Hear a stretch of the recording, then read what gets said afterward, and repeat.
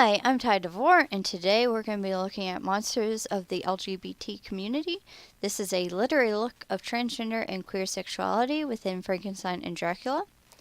Frankenstein was written by Mary Shelley, and Bram Stoker wrote Dracula, and they are both Victorian novels written during the Victorian era. Both of these novels were very popular and influential for their time period, which meant that many people read them, and they influenced society over time through the themes that they portrayed.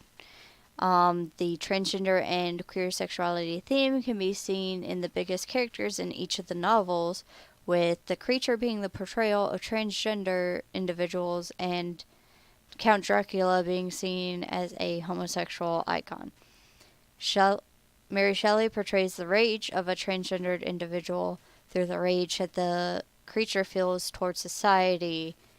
In Frankenstein, while Stoker portrays the hatred that many people felt towards homosexuals during the time period through the hatred that Van Helsing felt towards Count Dracula within the Dracula novel. In order to understand why the people were portrayed the way they were within the novels, one must understand the history of the LGBT community, especially within the Victorian era. The term transgender is a fairly new term, but there is a term that is fairly close to it that matches what would be a 19th century term for transgender, which is inverts, which Robert Mills states is a deviant gender identity, sensibility, presentation, and style, one aspect of which might be a desire for queer sex. This means that a man who feels a little feminine would have a deviant gender identity, and he would portray himself as more feminine and vice versa for females. The members of the LGBT community were discriminated against, and if they were found out to be either homosexual or transgendered or any of such, they would be persecuted and killed for being part of this community. One of the largest names in the homosexual world during this time period was Oscar Wilde, who ended up being persecuted and tried for being gay. For the creature, he is a portrayal of transgendered individuals. He mainly is known as a portrayal of those who are ostracized for being different because he was ostracized from society for looking different and being created the way he was. A creature fits the definition of an invert in the way that he shows sensibility. The aspects of the creature's body, his psychology, and the fact that he was outcasted from society is a portrayal of transgendered individuals within the Victorian era, and sadly it fits modern transgendered individuals as well. The creature's body is oftentimes viewed as a line between life and death, because when he is described as being made, he is from unhallowed damps of graves. Frankenstein tortured living animals in order to get items for the body. He collected bones from charnel houses, and he went to dissecting rooms and slaughterhouses in order to get materials for the creature's body. But because he was created, he also fits the way that many people view transgendered individuals, as Susan Stryker, a individual of this community, states.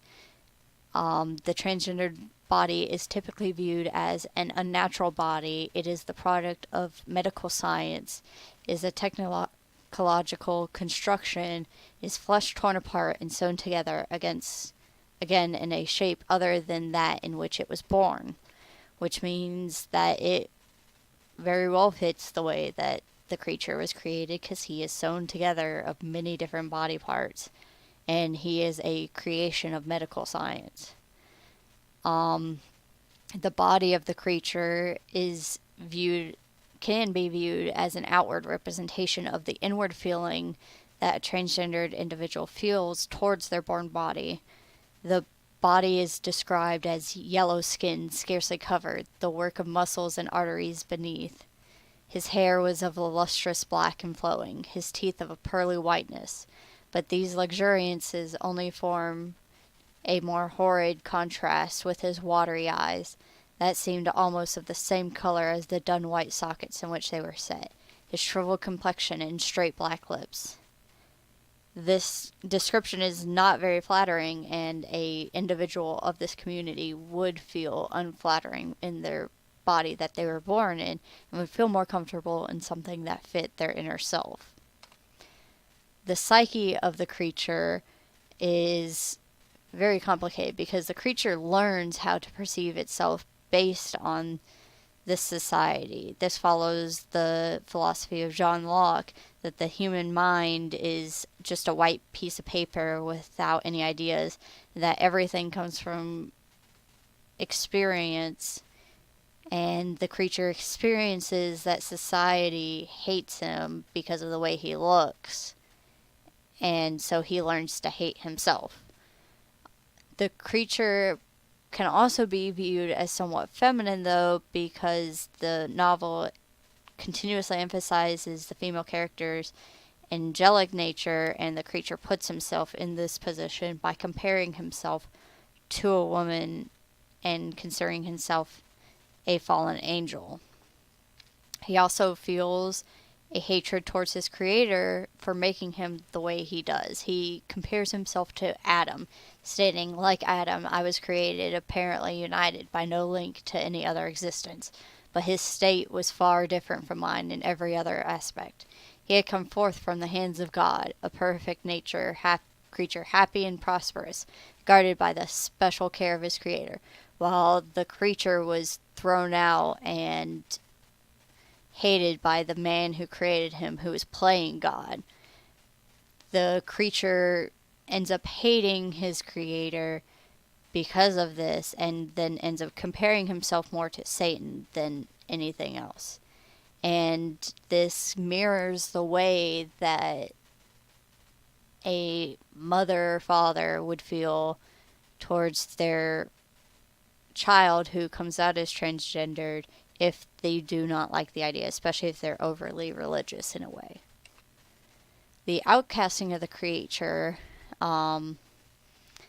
is something that shows how society will recoil in fear from those that don't fit the mold. Harlan Weaver states that monsters such as the creature threatens the social by questioning the human through the disruption of gender norms. This means that because the creature doesn't fit a manly state, because he's compassionate and shows sympathy, he is breaking away from a man or more masculine role and fitting a more of a feminine role. That the outcasting is a common occurrence in the time period for those who are different than them, and this parallels what happens even now today, that people outcast those who are different, especially transgendered individuals. And then the rage of the creature actually mirrors Sarah Stryker again, in the fact that she feels rage as well. She states that, like the monsters as well, my exclusion from human community fuels a deep and abiding rage in me. Like the monster, direct against the conditions in which I must struggle to exist. For the homosexual aspect of this presentation, there's the Count from Dracula. Dracula was actually written as a representation of fear and anxiety of being a closeted gay man, which Bram Stoker was seen to be. It was written during Oscar Wilde's trial in 1895, and if Dracula was written to be a representation of the fear, that means that Count Dracula was meant to portray an openly gay man, while Harker would be the representation of a man who is afraid of being gay, and so he closets himself. During the time period, vampires were considered highly sexual creatures, so the fact that the openly gay character was supposed to be a vampire and they were considered highly sexual. This shows a idea of gay men being highly sexual people. Damon Clark states that after the penetrating bite of Dracula, the women become like men in their expression of sexual desire, and men become like women. This is talking about the idea that Dracula has 3 wives, or brides, as they're commonly known, and that even though he has them, this means nothing about his sexuality, but that the fact that the women become more like men than they do staying like women means that Dracula created himself his own version of men, and therefore sticking with the conception that he is with more equivalent of men than he is with women. Count Dracula is supposed to resemble Oscar Wilde in physical description, especially later on when it states that his white hair and mustache were changed to dark iron gray, the cheeks were fuller, and the white skin seemed ruby red underneath. The mouth was redder than ever. Even the deep burning eyes seemed set amongst swollen flesh, for the lids and pouches underneath were bloated. This description easily fits with a description that Wilde was given throughout the time, that Wilde was gray-haired, heavily overweight, and famously easily exhausted. This fits with the gray hair of Dracula. His cheeks were fuller and ruby red, which means that he was kind of exhausted, which is red cheeks are a common description of exhaustion. This was supposed to portray Wilde in a negative light, but it also helps prove that Dracula is supposed to be a gay icon. The Count proves that he is interested in Harker through his actions, especially within the 3rd chapter, which is commonly considered a seduction scene throughout many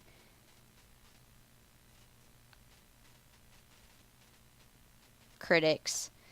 The Count is shown to be possessive of Harker through his way that he comes swooping in to save him from his 3 brides who are trying to eat him, and he shouts, "How dare you touch him, any of you? How dare you cast eyes on him when I had forbidden it?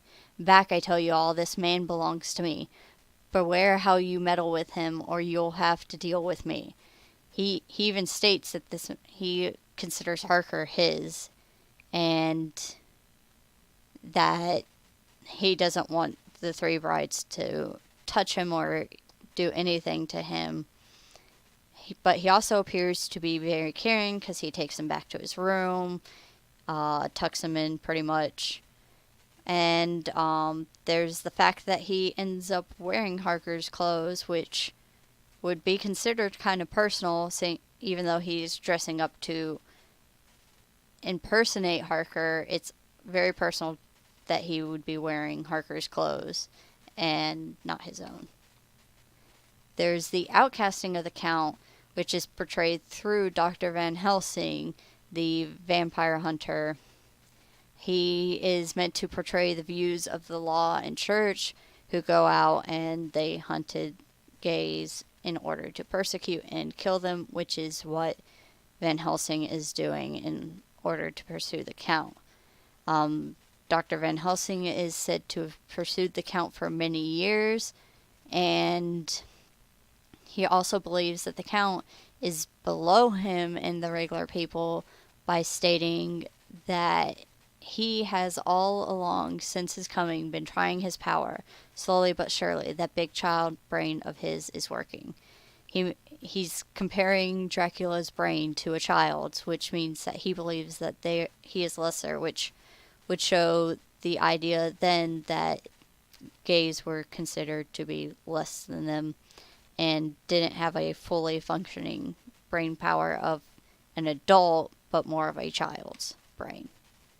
In conclusion, these novels portray many matters within the Victorian era, but they mix modern themes as well, making them relevant in today's time and towards readers who are interested in looking into these kind of themes, which are shown through the characterization of the characters. And this also provides a new way to look into these novels as well.